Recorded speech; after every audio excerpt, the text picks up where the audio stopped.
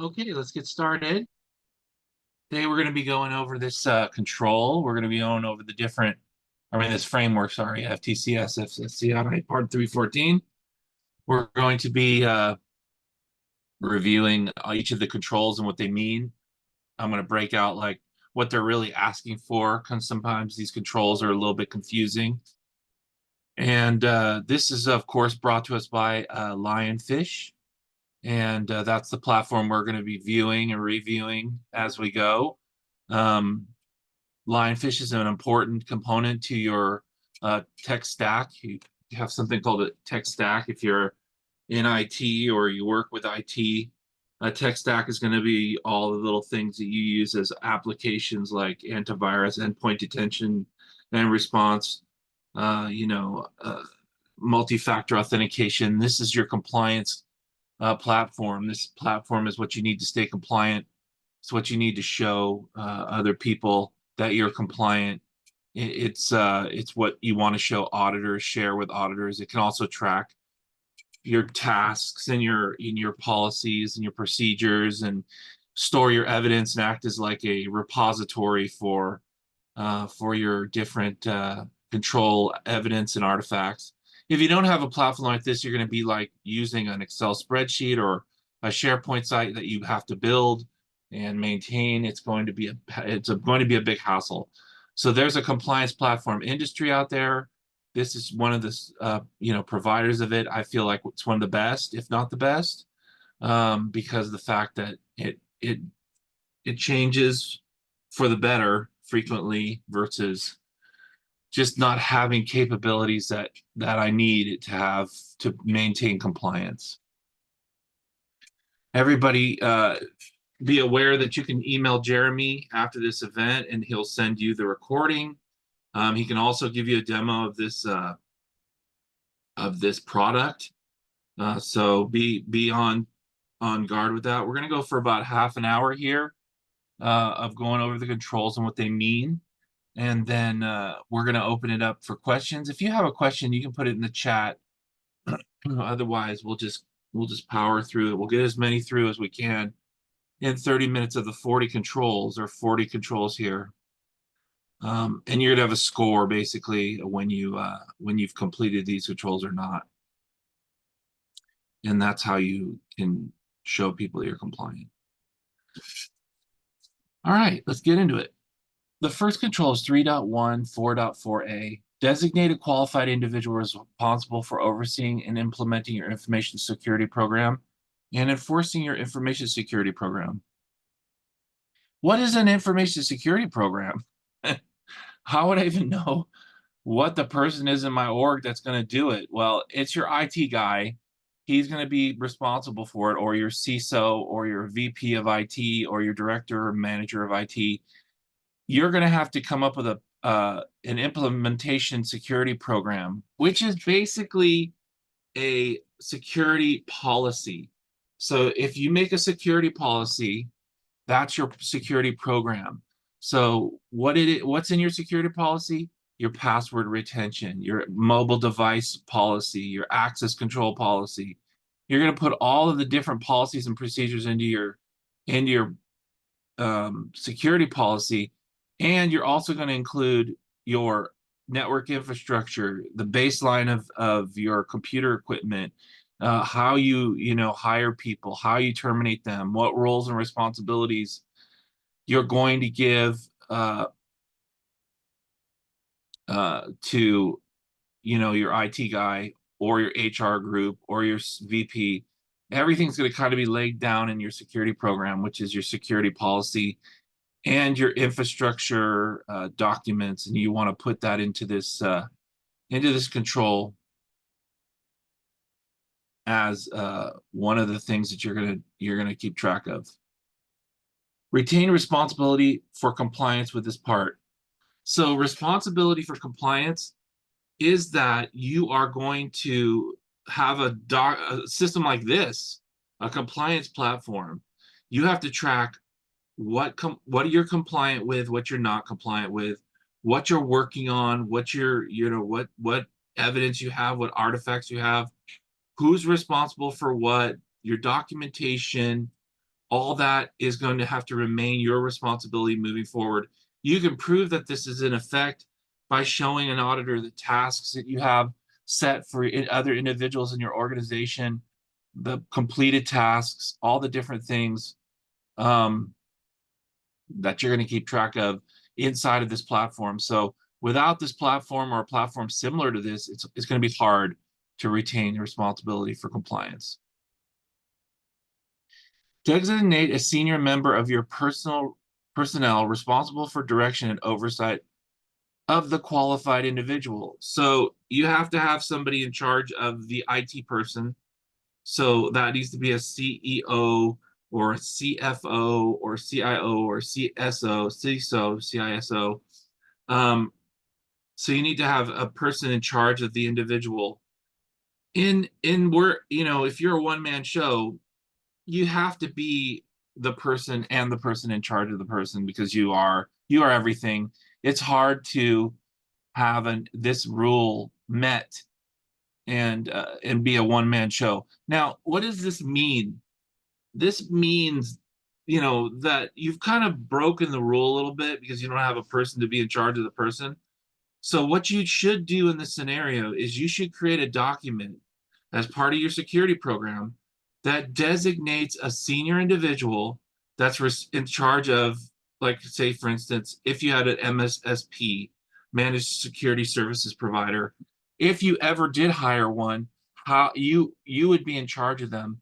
You need to create, in the best of ways, you need to create scenarios that even if you're not meeting the control, that you talk about how you would meet the control.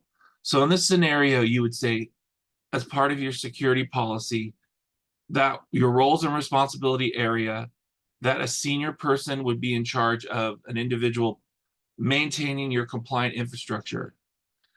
If the auditor asks you who that is, and you're a one-man show, you're gonna say, well, it's me. I'm the person in charge of the person because there are no other people below me. So, but if you did have people performing tasks for you, like I've seen on many forums where they expect you to have maintenance performed by like a third party or an outside contractor. So you would just be designating your roles and responsibilities in this area, and you would be saying who would be responsible for the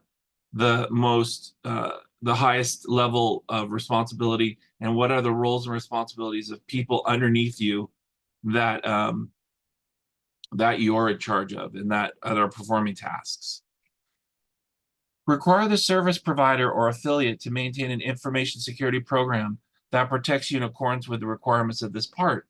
So this is what I just talked about. They're expecting you to have a service provider or an MSSP or an ISP or a service provider, an SP, performing like security things for you.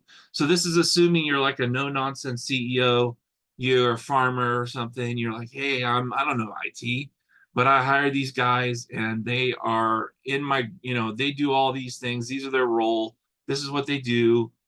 And then you want them to have the same level of oversight within their organization. Now they can run through and self-attest to you that they're at NIST 800-171 compliant, or they can run through these controls and attest to you, self-attestation it's called, where you don't have a certificate, but you do have somebody who states that they're, they're performing all the following controls, that they're in charge, that, they've done them, and they may even have this platform. And you could share that, they could share this with you and say, here you go, see how I'm compliant with all of these controls. Now, you can have what's called a vendor questionnaire. So what you can do is build a vendor questionnaire. It's a document. I can pull up one of the ones I use as a template, and you just ask your vendor a lot of questions. This is commonplace that in this industry. You send a vendor a questionnaire. I was just going over a questionnaire, 198 question questionnaire from this tobacco company yesterday, and they were asking hundreds and hundreds of questions about everything. Do you hire individuals? And there were things on there I'd never seen. like going to the Commerce Bureau and checking for blocked individuals if you hired somebody from the Commerce Bureau blocked individual list. So you can get really down to like the nitty gritty. You could ask them, and I've seen this 100 times, where they basically just send you this thing and go, "Do you designate a qualified individual? Do you retain a responsibility?" And if you answer yes or no, it weighs in on whether or not you're going to be their vendor. So you could just flip the script on this whole uh, control the framework and just make it into a questionnaire. And that's really what my template does, is it just makes these into questions for your vendor or your sub or your affiliate or your service provider. And it says, do you do all these things? And then if they answer yes to them all, you say yes to this control. You take that form they filled out and you drop it into Lionfish's compliance platform under artifacts and evidence of this control. So it says, look, I asked these questions, I got these answers, I performed this control. Do you have any service providers or affiliates? No, you don't, because you're a one-man show. Or you do, because you're a big enterprise. But if you're a one-man show, create the questionnaire anyway.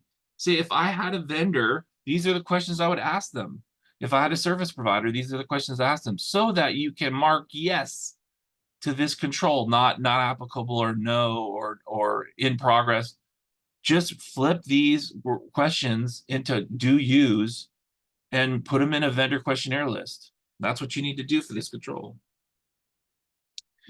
Okay, risk assessment. Base your information security program on a risk assessment that identifies reasonable, foreseeable internal and external risks to the security, confidentiality, and integrity of customer information that could result in the unauthorized disclosure, misuse, alteration, destruction, or other compromise of such information, and assesses the sufficiency of any safeguard in place to control these risks. So, wow, that's a lot of words. What do you need to do to make this work? That's a lot of words to just throw at you. Well, you need to have a risk methodology. Luckily for you, Jeremy has a risk methodology he can send you if you ask for it. Because you say, can I have your risk methodology? And then he has a BIA, a business continuity plan, and he has a risk assessment document. You need a risk assessment. So you have to have a methodology about how you're going to go about summarizing and figuring out what risk there is.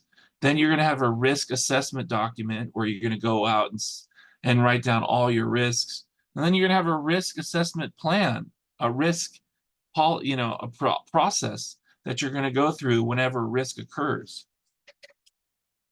I had a customer who got hit with ransomware, and they didn't really have a risk assessment, risk policy, risk process.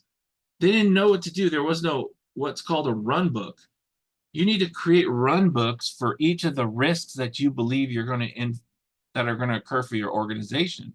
Some of the risks are okay. I had a customer, their risk is only like 13 items, where they isolate the issue, they summarize, they assess it, they look for correlating events, they create tickets, documentation. This all needs to be in your risk information package. So you're going to have a risk area in the risk documents that I just mentioned, your methodology, your assessment, your business continuity plan, your disaster recovery plan are all going to be uploaded as artifacts for this control.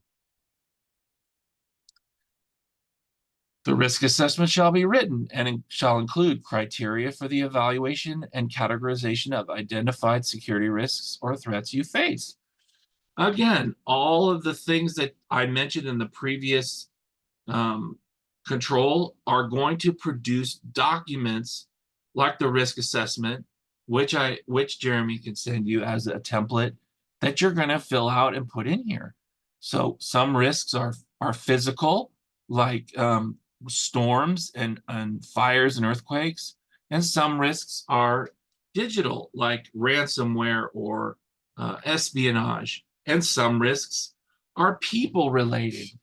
People are one of the biggest risks that have been identified by statisticians and all these different people on the internet. They say your highest risk is your employees. So you might want to have a good and safe working environment. And that might be part of your risk assessment, is that you have a good working environment and non-hostile with sexual harassment training and pronouns and all these different things that these companies are doing. You're like, why would a large company go and do these pronoun things inside of groups? Well, they're trying to make an all-inclusive environment so that employees don't feel like they need to do bad things to your company because it's not treating them correctly. So it's not because they believe in it, maybe they do, but it's more so for a good working environment. A lot of things that companies do, since sometimes companies aren't like a real person, is just to really mitigate risk. If they feel like someone's going to act maliciously against the organization, they're going to take steps like sexual harassment training, the use of pronouns, diversification. They're going to take those steps to make the environment as friendly as possible so that people don't, hurt the company.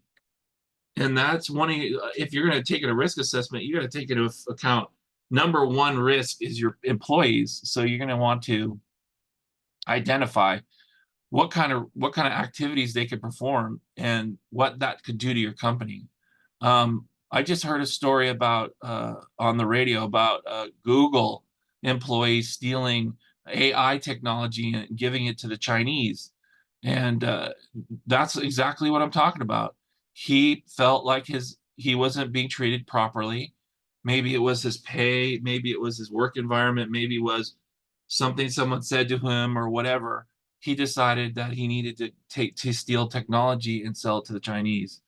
And so it happens. It happens all the time. It's the biggest risk item. Criteria for assessment of the confidentiality, integrity, and availability of your information systems and customer information, including the adequacy of the existing controls in context of the identified risks or threats you face. So you're going to identify risks during your risk assessment. You're going to evaluate how those risks would affect your organization. And then you may take away things from that you need to do, or you may point out how existing controls in your organization prevent those threats. I'll give you a great example. There's a product called DLP, data loss prevention. If you implement data loss prevention, and one of your risks that you've identified is that your people may send sensitive information about your customers, about your IP, your basically your information. They may send it out via email or through their web browser or in a OneDrive, copy it to their Yahoo account or something like that. Well, if you have DLP enabled in your environment, it can detect those things. It can detect the mass movement of social security numbers, the mass movement of your IP. It can detect all that and it can report back to you and say, hey, there's a lot of this movement going on. There's a lot of files being copied from one place to another. It'll say, look, that's not good. All these files were copied to a thumb drive. It'll warn you or it'll stop it. It could do both. So you're going to take your risk assessment and then you're going to apply your technology to be able to stop it. So get your risks, identify them, and then use your technology to stop them, and then describe how that's going to happen here in this control. Requirements describing how identified risks will be mitigated or accepted based on the risk assessment and how the information security will address the risks. So this is just more of the same from above. You're going to, in the above, you're going to create the criteria for the assessment. These are the requirements for the risks. So it may be that you have tech stack. It may be that you have combined with a policy or procedure. It may be that you have a company-wide meeting. It may be that you produce a change control. There are maybe all these different requirements um, to mitigate or accept the risk that you've occurred. Now, you have to accept risks that are, produced by nature or God or whatever you believe in. So if there's like a fire or a lightning strike on your facility, you have to accept that. It's not like you can't accept that as risk. You have to put that down as risk. So if you're in a hurricane area, you're gonna have to say, okay, look, I got hurricanes. Here's how I do this. And so you accept it and you mitigate it and you use your technology, you use your process policies and procedures, and you mark all of it up, and then you put it in this platform. And then you drop your evidence in here of how you're going to require, what your requirements are for those risks and how they'll be mitigated, and you drop them in here. It's called a run book. So you're going to create run books for your risk identified risks. You're gonna have a run book for a rogue employee. You're gonna have a run book for earthquake.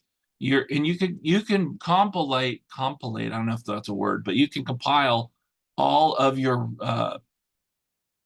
risk processes into something called a disaster recovery plan. So all these risks create disasters. You could just call them what they are. They're all disasters. If someone steals stuff from you, that's a disaster. If there's a hurricane, that's a disaster. I would even push down to a power outage being a disaster, because if power is out, you've lost all of your computers and servers, they're all off. What is your plan? What are you going to do? How are you going to continue doing business? You can also combine your disaster recovery plan with your business continuity plan.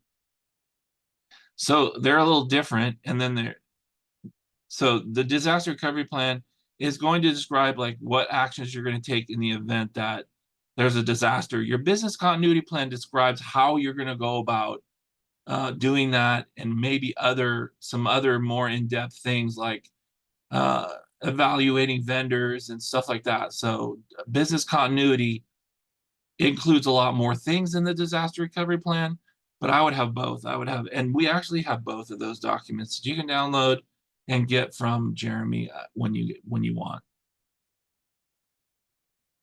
You shall periodically perform additional risk assessments that re-examine the reasonable, foreseeable internal and external risks to the security, confidentiality, and integrity of customer information that could result in the unauthorized disclosure, misuse, alteration, destruction, or other compromise of such information, and reassess the sufficiency of any safeguards in place to control those risks. So every year, once a year, you can actually do this once every 3 years. I've seen that. But once a year, you need to go through and reassess your risk.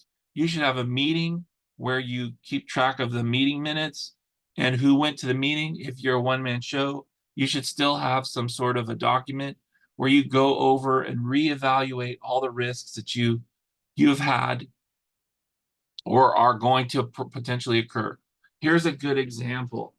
If you believe that AI is a risk, you might start to take on new AI processes like deep fakes and phone calls that come from people that aren't real, and websites that are, have videos on them that look real and stuff like that.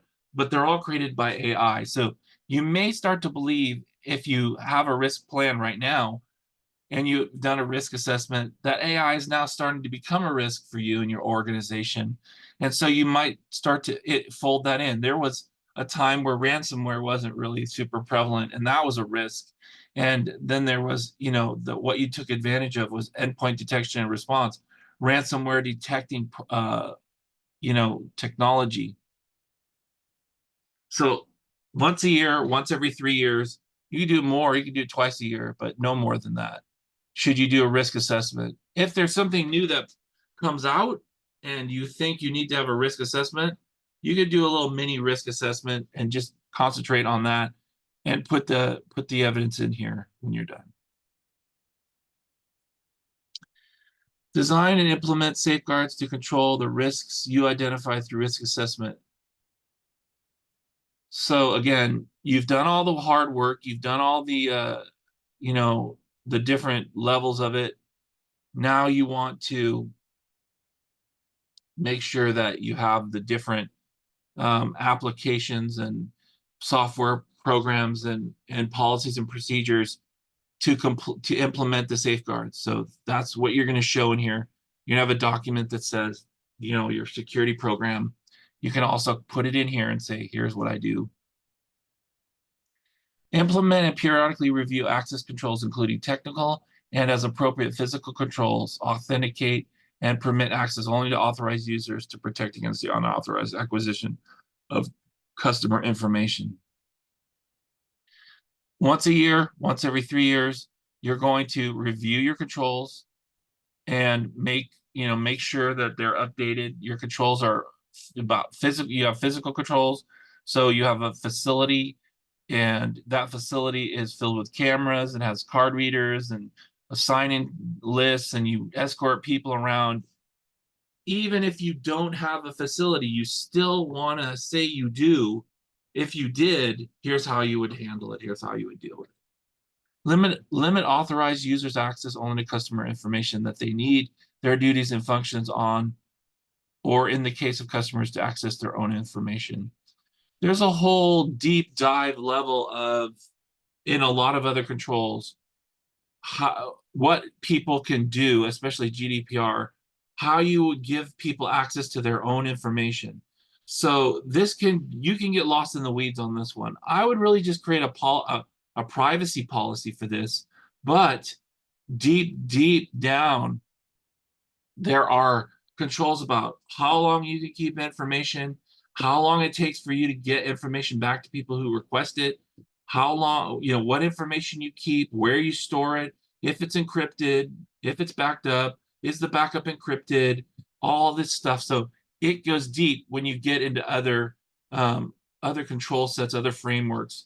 This one is, I would just put a privacy policy and describe, who has access to what data, and call it a day.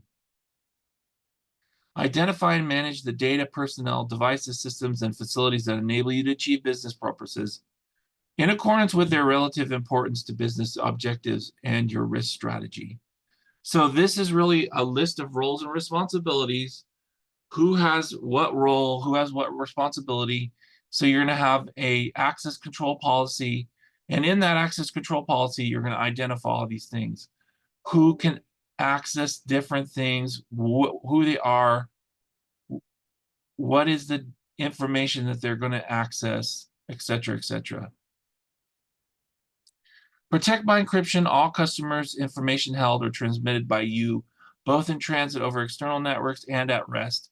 To the extent you determine that encryption of customer information, either in transit over external networks or at rest, is infeasible, you may instead secure such customer information using effective alternative compensating controls reviewed and approved by a qualified individual.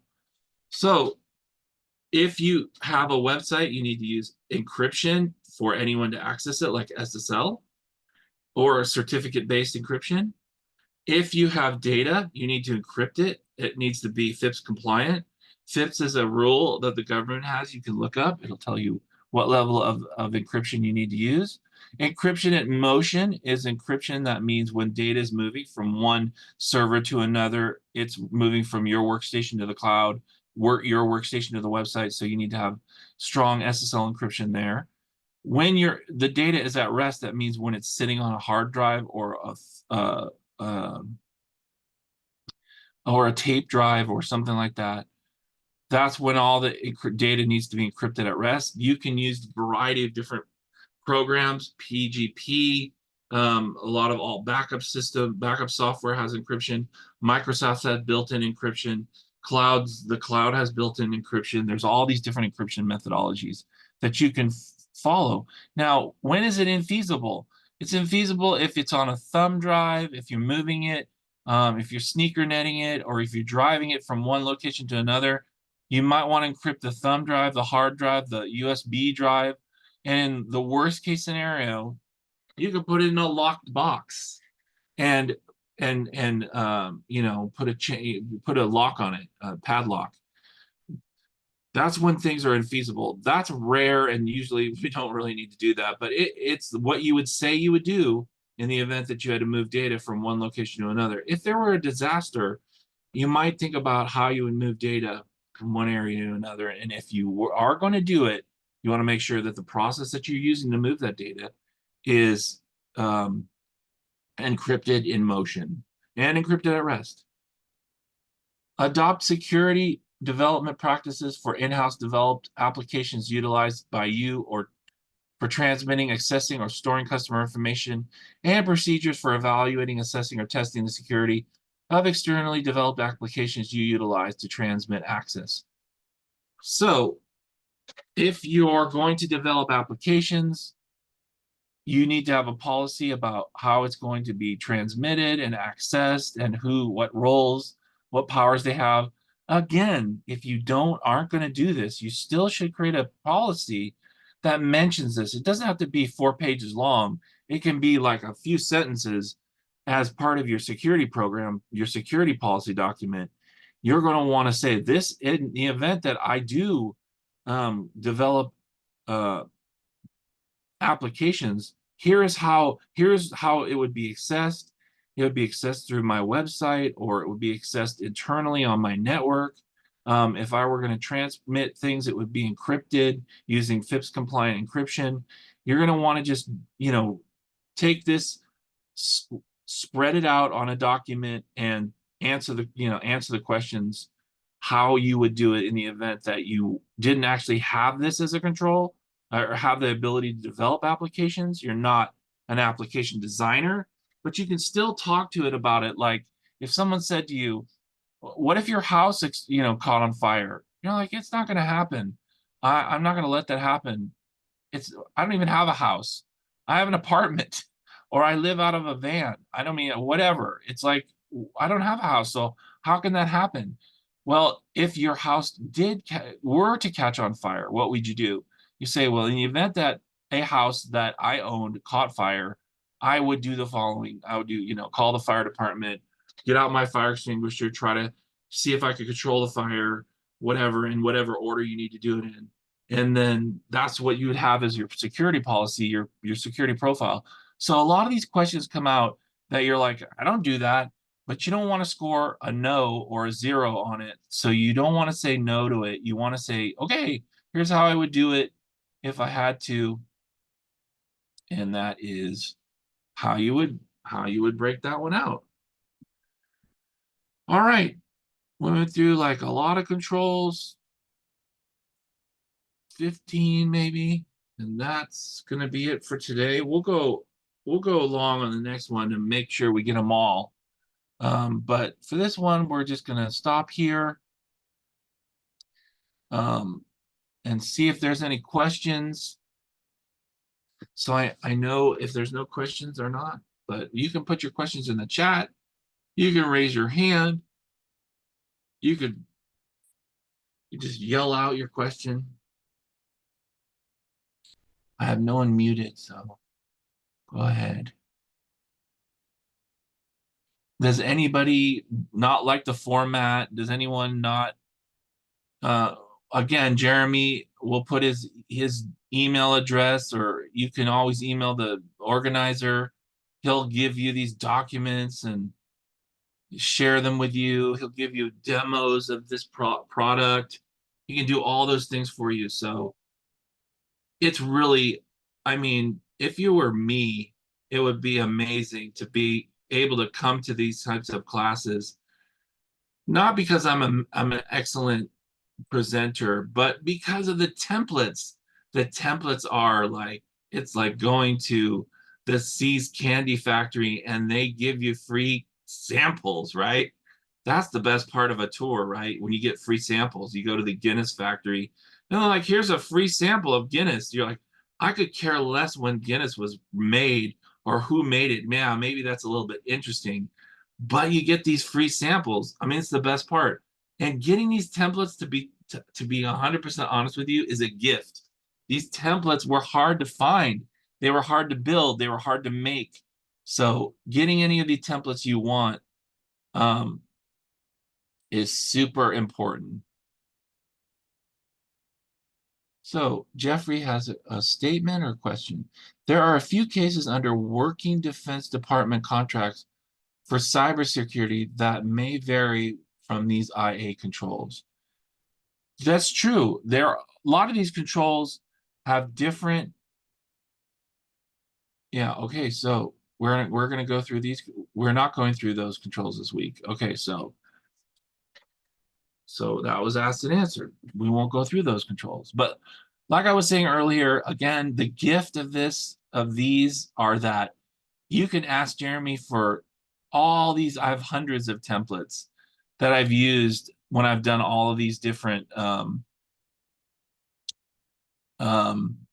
presentations and classes and audits and assessments that I've done for these groups of companies, these hundreds of different companies I've done this for. Getting the template for a particular thing like a business continuity plan. If you don't have a template for that, you can buy one. You can go online and you could piece it together, or you could just get it from Jeremy. I mean, maybe he'll require that you do a demo of his product, or maybe he won't. Maybe he'll just give it to you, and that'll be awesome because free samples, man, that's just the best part. It's like going to Costco and getting all the free samples at all the different stations. I sometimes go by twice if I really like it. So, I mean, having a good resource like Lionfish where you can just go there and get a lot of your compliance needs. And Jeremy has also included the some of the documentations within these controls. You can just go in to the control and the policy and the procedures he's already given to you. He gives you documents in here. So you can go in here and see, not on this one, but this one kind of breaks it out for you how to fill it out. There are policies and procedures where he gives you um, how to fill it out, the template for it. So go in here. He can point out to you which ones of these controls have written processes already built into them, and go in here and fill it out, start using it. But he also has on some of these control sets, he has uh, training videos where they tell you everything I just said, but way more. I mean, stuff that just would take hours to read and go through, right? And you're like, I don't know what this means. Well, he tells you even the stuff I say might not be complete, is all right here. So the completeness, if you're like not a listening person, if you want to read it for yourself and you don't trust me, you're saying, I don't trust you. I got to read it. It's all right here. So you can just go through it and listen to or come through in here and go through the training. So really good stuff. Um, and I'll tell you a little bit more about this right here. All of your documentation should follow a process. It should follow um, a template. And this is the template: purpose, scope, policy, procedure, roles and responsibilities, risk, incident response, related procedures. That's what you should fill out for each of your controls. If you produce all this, put it all in here again, 1 or 2 sentences per box, and then you save it. You can then print that out as your policy and have it available to you in a written, in a templated form. This is all these things here need to be done per document. So what are the words you need to fill in here? Those what I just talked about, you want to stick in here. So for this particular control, you want to put in the purpose of this document is to identify a designated and qualified individual responsible for oversight of my environment. The scope is, very maybe nothing so much in the scope, but the policy is that qualified individuals are selected from the company's IT staff, blah, blah, blah. Procedure can be not much there. Roles and responsibility, I would put there's the CEO, there's the IT person. risk. If the event that the CEO or the IT person is struck down, a third person, the HR department head or whatever, would take over. And then in the event that something were to occur, here's how you would go about contacting them, and anything else related to that. And then save and close. And there you go. You got your policy and you're done. So if you don't understand that, then, we can help you with understanding it. Anybody else have any questions? Anybody else have any comments? All right. Again, I'll say goodbye, but here's what I'm telling you. Use this platform, man. This platform helps you, gets you from point A to point B. If you have to be 314 compliant, you got to have something like this to show auditors and just have compilations of all your data. This is going to be taped. This was taped, so this will be available to you to look at, listen to, and hear later on when you're in a long drive somewhere.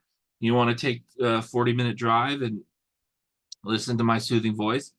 Otherwise, you can just listen to it at your desk or whatever. But this is taped and it'll be available to you, and Jeremy will send you the link, or you can ask for it. All right. Thanks, everybody. Have a good weekend.